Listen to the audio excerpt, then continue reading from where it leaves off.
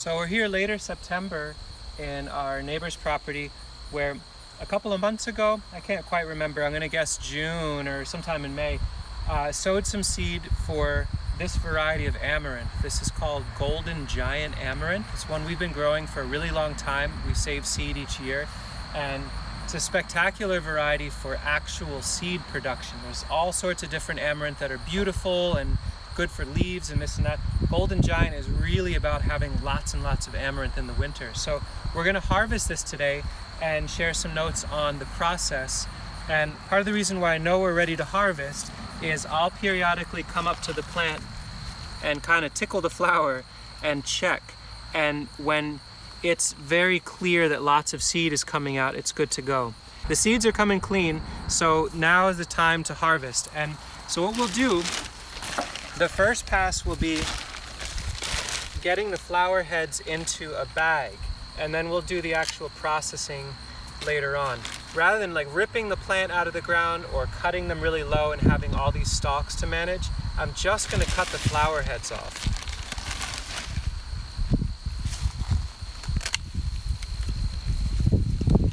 I brought out loppers in case I need them. There have been years where the crop was so strong that cutting them low, the stalks were big enough we almost needed a handsaw. But when I take it just at the top, a little bit more manageable. So I'll just go through and snip these tops off.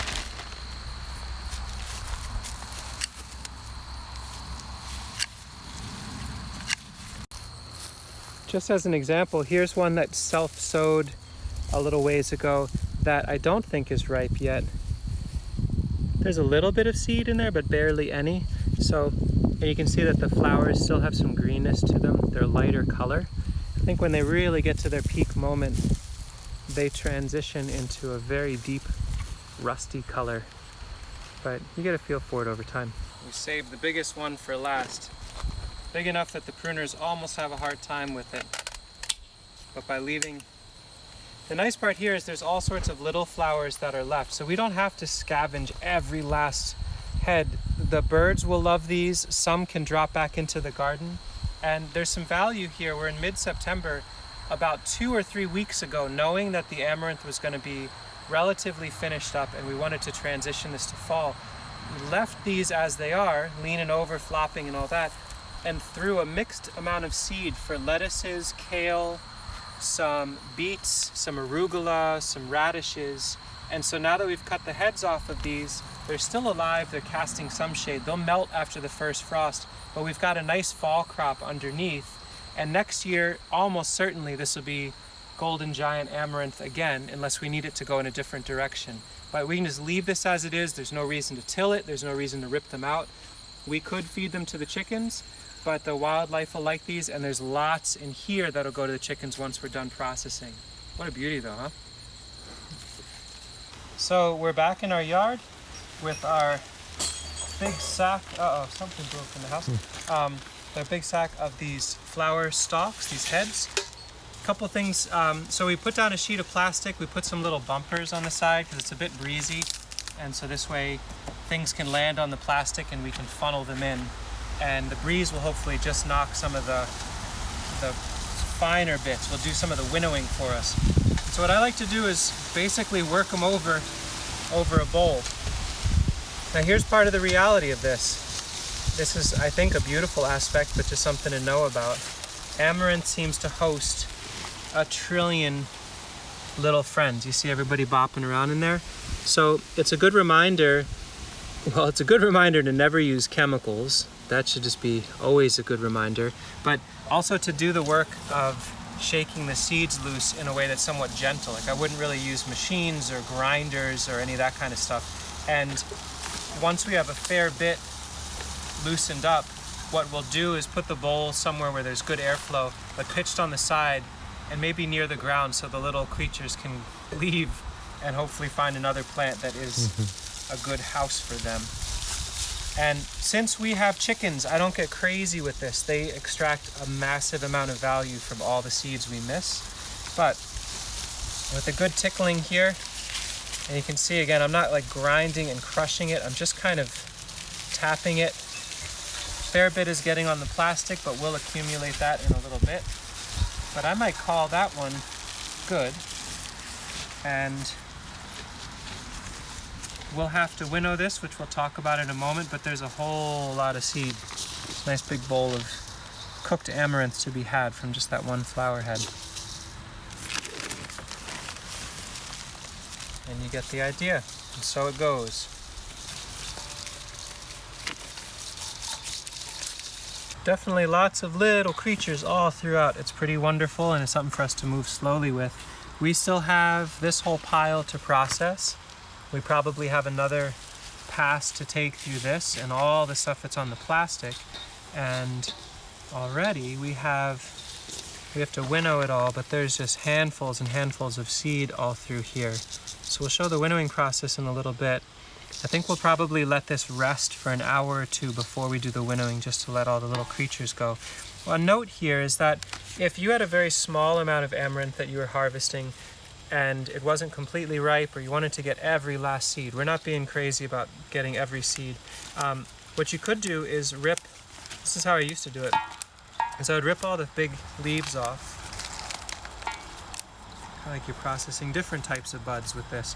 But I'd rip most of the leaves off and then group them upside down, bundle them together with string, and put them over a wheelbarrow in our garage. And that would allow the seeds to slowly ripen, and you would just hear little pings as they fell down. We have such limited space in our garage because of all the other seeds that we're processing, that we're just going through this. We're probably only going to get 60 to 80% of the seed this way, but this way it clears the deck for the next crop. So we got most of the seed here. We've got this sheet. It'll be fun to figure out this one with the good breeze. It wants to fly. So we'll collect the last of this.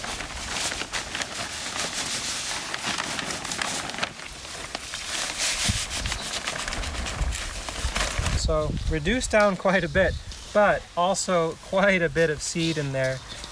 A big bowl like this is really helpful for the winnowing process, which is the process of getting the really fine chaff to leave.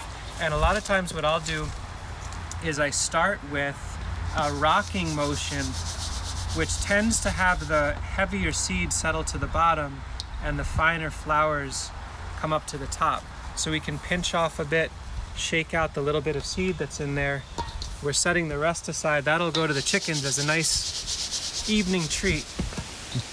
So we'll do this for a bit before we get to the actual transferring back and forth between bowls and letting the breeze take the chaff away in a serious way.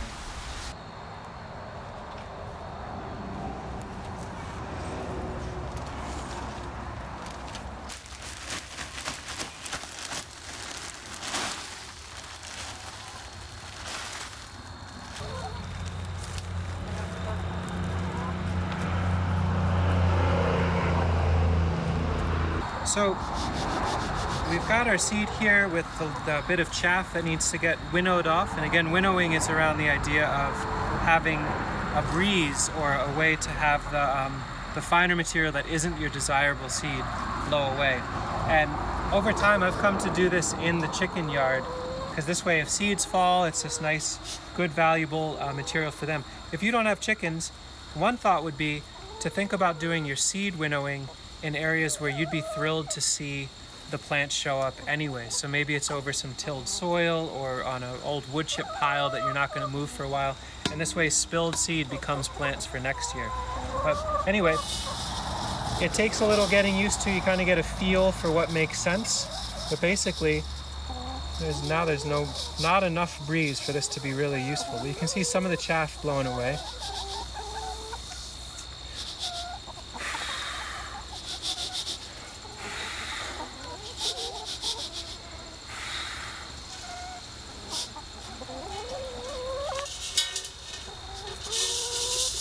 Kind of a fine line between how high do you have the bowl, how fast do you pour. A lot of variables with the seeds that you have and the chaff that you're having disappear.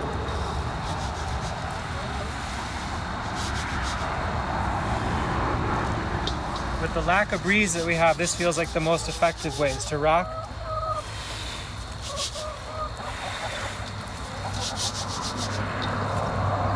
certainly we're losing some seed from this process, but with the chickens down below, none of it is actually lost. From here, take a nice large sheet in our garage, protected from rain and all that, and pour this out, spread it, and let it get some good airflow for the next few days. I can feel there's a lot of moisture still in here. If we were to take this and pour it in a bag and seal it up, it almost certainly would go bad. Part of what I like to do with the amaranth is let it cure for a while, slowly dry down, and then once it's really nice and stable and dry, we can put it in a glass jar. That is amaranth from the harvest to the seed. Not the final winnowing, but you get the idea. And it's a pleasant thing. It's nice to do it where you'd like to see it grow, or where chickens or other creatures can have some fun with it too. Thanks for watching.